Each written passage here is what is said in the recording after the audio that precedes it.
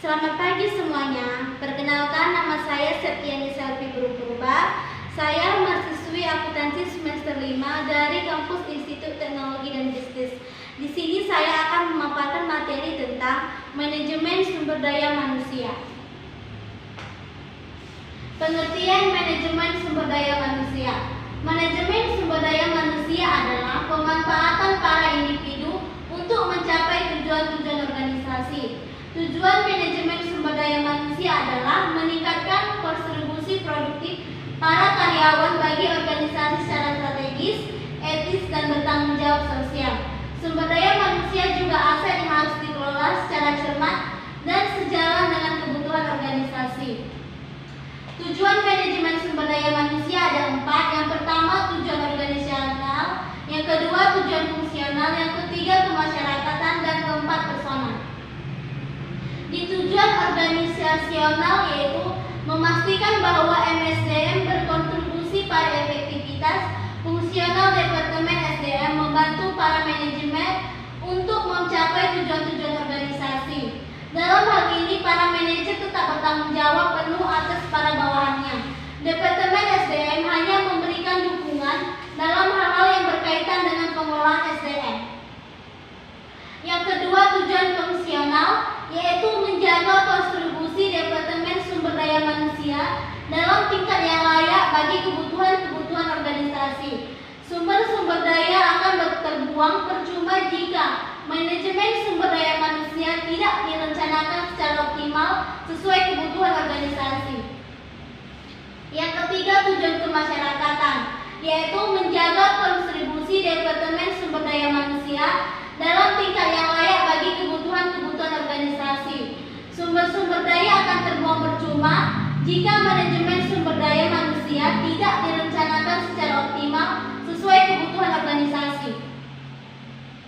Yang keempat, tujuan personal, yaitu membantu para karyawan mencapai tujuan-tujuan pribadi mereka sejauh tujuan-tujuan mendorong kontribusi individual bagi organisasi.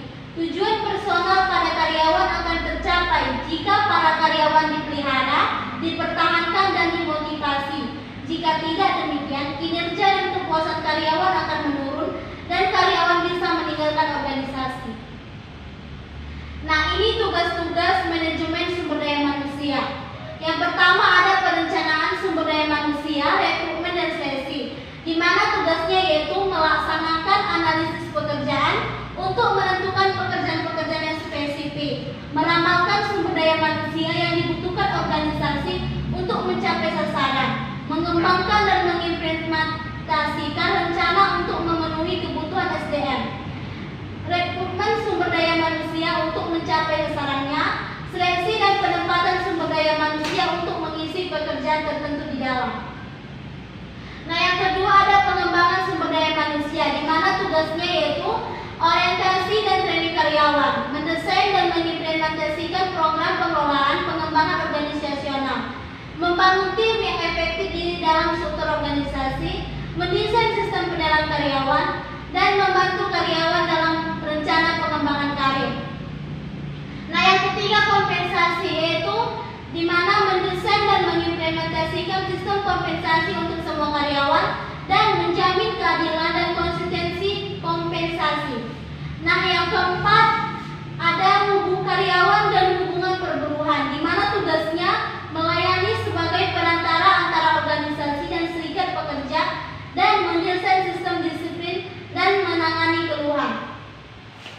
Nah, yang kelima ada kesehatan dan keselamatan kerja, di mana mendesain dan mengimplementasikan untuk menjamin kesehatan dan keselamatan kerja dan menyediakan bantuan untuk mengatasi persoalan pribadi karyawan yang berpengaruh pada pelaksanaan kinerjanya. Yang keenam ada riset sumber daya manusia, yaitu di mana menyediakan informasi sumber daya manusia dan mendesain dan mengimplementasikan sistem komunikasi karyawan. Nah, ada juga permasalahan sumber daya manusia. Ada 6, ada 8. Yang pertama, kesalahan penempatan orang dalam satu pekerjaan. Yang kedua, turnover yang tinggi. Yang ketiga, rendahnya kinerja karyawan dalam melaksanakan pekerjaan.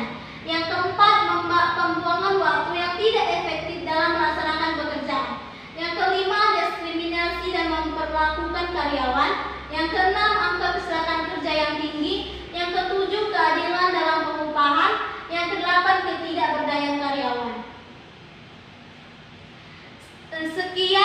terima kasih atas pemaparan materi yang saya berikan. Jika ada tutur kata dalam saya berbahasa, saya memohon maaf. Terima kasih.